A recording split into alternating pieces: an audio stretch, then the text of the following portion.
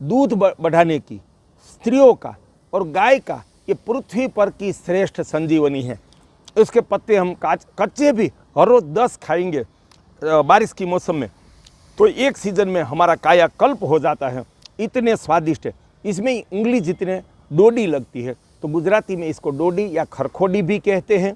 इसकी ऐसी गांठ होती है, तो ऐसी इतना टुकड़ा 2 गांठ वाला निकाल के एक को ज़मीन में गाड़ दो, एक को बाहर रखो, तो तुरंत ताज़ी बेल होनी चाहिए तो निकल आती है। तो बारिश में हम इसको ऐसे लगा सकते हैं, तो हम गमले में भी लगा सकते हैं। घर में किसानों को खास विनती है कि एक चास बना के लंबा लगा दो और अपने बारिश की मौसम में हर रोज़ खाओ।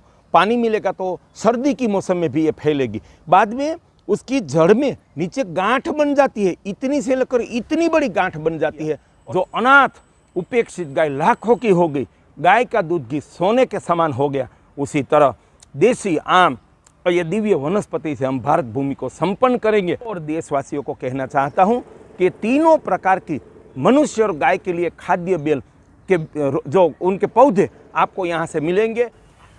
नमस्कार देशवासियों, मनसुख भाई सुवाग्या, अध्यक्ष जल क्रांति ट्रस्ट राजकोट। आज मैं आपको जीवंतिका के 4 प्रकार की जानकारी देना चाहता हूँ। मेरा परम सौभाग्य है, आयुर्वेद में जीवंतिका के 4 प्रकार बताए गए हैं। देशवासियों, भारत जैसे गो भूमि है, ऐसे वो दिव्य वनस्पतियों की भूमि है। इसलिए हमारे ऋषियों ने भारत भूमि को ईश्वरीय भूमि, देवभूमि कहा है।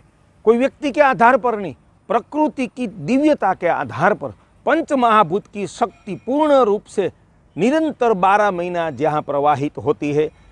55 से ज़्यादा प्रकार के गोवंश है, देसी गोवंश है, और हजारों प्रकार की दिव्य वनस्पति है। ऐसी भूमि भारत भूमि है, इसलिए वो देवभूमि है।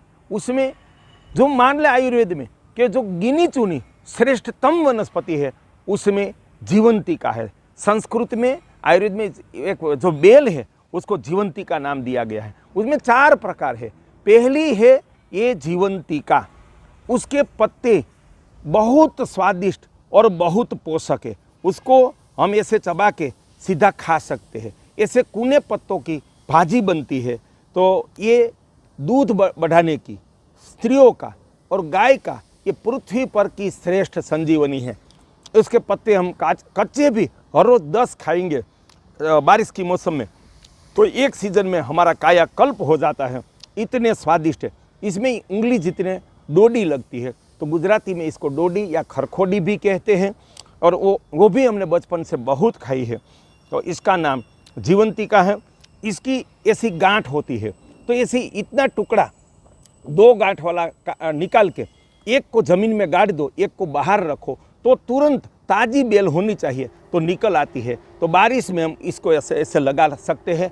हर एक घर के आंगन में ये जीवंतिका होनी चाहिए। उसके पत्ते परम प्राण शक्ति दाता, आँखों की ज्योति दाता है। तो हम गमले में भी लगा सकते हैं। घर में किसानों को खास विनती है कि एक चास बना के लंबा लगा दो और अपने बारिश की मौसम में हर रोज़ खाओ। पानी मिलेगा तो सर्दी की मौसम में भी ये फैलेगी। बाद में उसकी जड़ में नीचे गांठ बन जाती है, इतनी से लेकर इतनी बड़ी गांठ बन जाती है और सदियों तक टिकती है। तो उसको ऐसी जगह लगाओ कि कभी भूमि खेड़ने की आवश्यकता ना हो। हाँ, हमारे जो गाँव है वहाँ जो खेत की बॉर्डर, जिसको हम सेढ़ा बोलते हैं, कि बॉर्डर पर वहाँ परंपरा से सभी जगह थी, हमने बचपन से ये खाई है। दूसरी है महाजीवंतिका, ये है, उनके पत्ते बहुत पतले हैं, उसमें बहुत फर्क है। ये जीवंतिका का पत्ता तगड़ा है, उसका तो बिल्कुल कागज जैसा हल्का है, ये वो खाने में स्वादिष्ट नहीं है, लेकिन उसमें फूल बहुत लगते हैं। तो ये फूल की भाजी खाते हैं, उसको हम राड़ा रूड़ी कहते हैं, वाछेटी भी कहते हैं, लेकिन उसका शास्त्रोक्त नाम महाजीवंतिका है।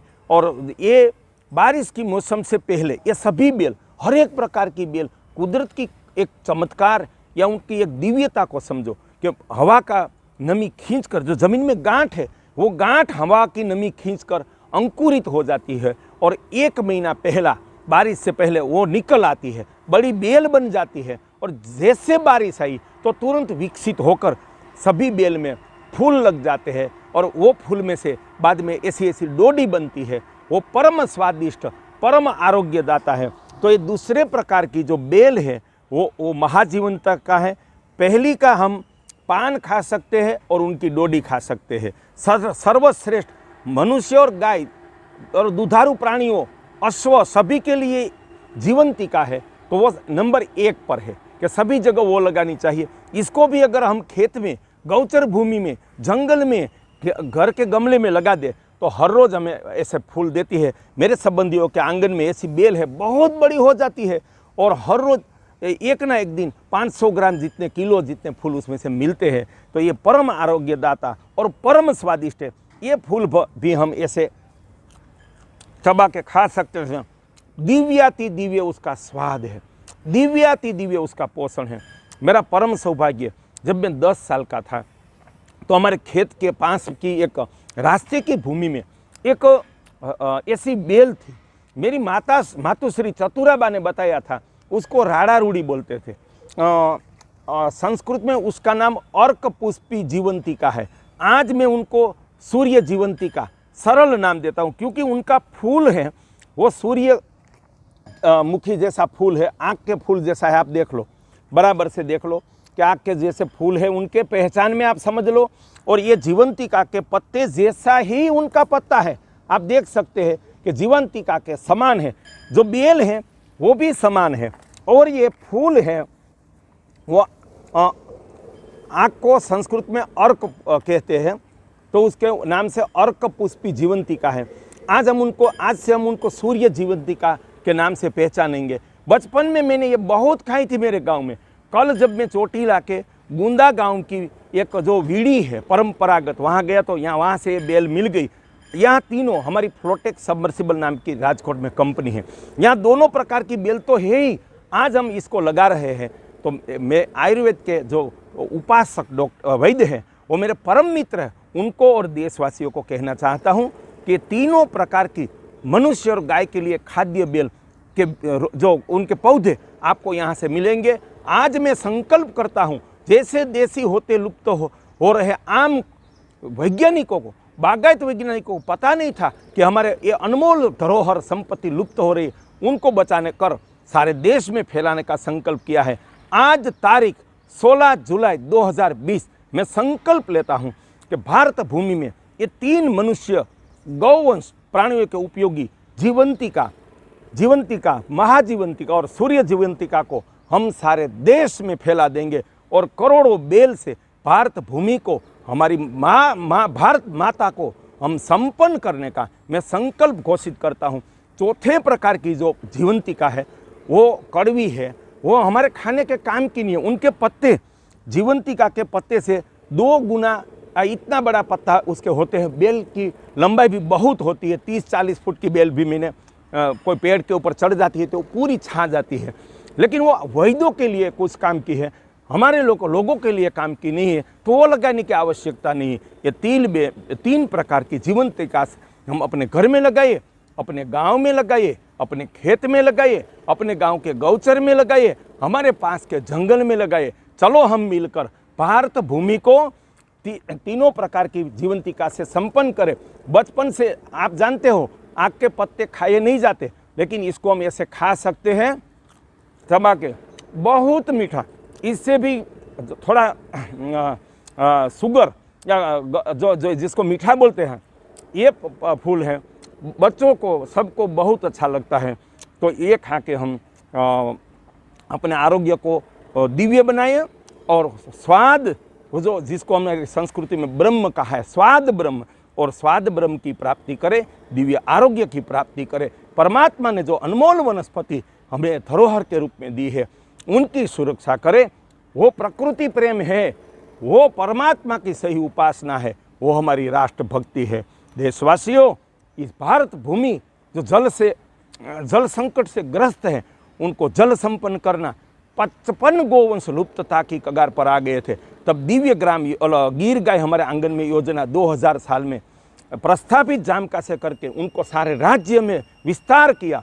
कांकरेज गाय हमारे आंगन में योजना का कच्छ उत्तर गुजरात में विस्तार किया। जो अनाथ उपेक्षित गाय लाखों की हो गई, गाय का दूध घी सोने के समान हो गया, उसी तरह देसी आम और ये दिव्य वनस्पति से हम भारत भूमि को संपन्न करेंगे। हर एक गांव को जल, जमीन, जन, जीव सृष्टि, जंगल और जन समाज की सुरक्षा और उनके विकास से दिव्य ग्राम करके भारत भूमि को हम सुवर्ण भूमि राष्ट्र बनाने का हमारा संकल्प है। उसके लिए हमारा पूरा जीवन समर्पित है। मैं हर रोज 10 से 18 घंटा परिश्रम करता हूँ देश के लिए। मेरी फैक्ट्री, घर, आराम, मनोरंजन छोड़ के पूरा जीवन समर्पित किया है। देशवासियों, हम अपना जीवन प्रकृति माता, हमारी भारतीय संस्कृति और राष्ट्र को समर्पित करें तो हम भारत को विश्व गुरु, विश्व में सर्वोपरि निश्चित बना पाएंगे।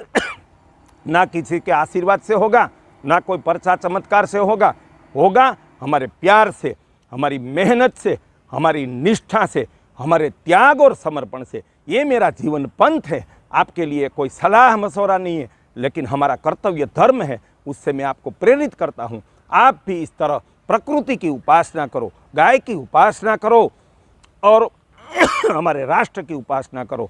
चलो हम मिलकर अपने भारत को स्वर्ण भूमि राष्ट्र बनाए। मनसुख भाई सुवाग्या, अध्यक्ष जल क्रांति ट्रस्ट।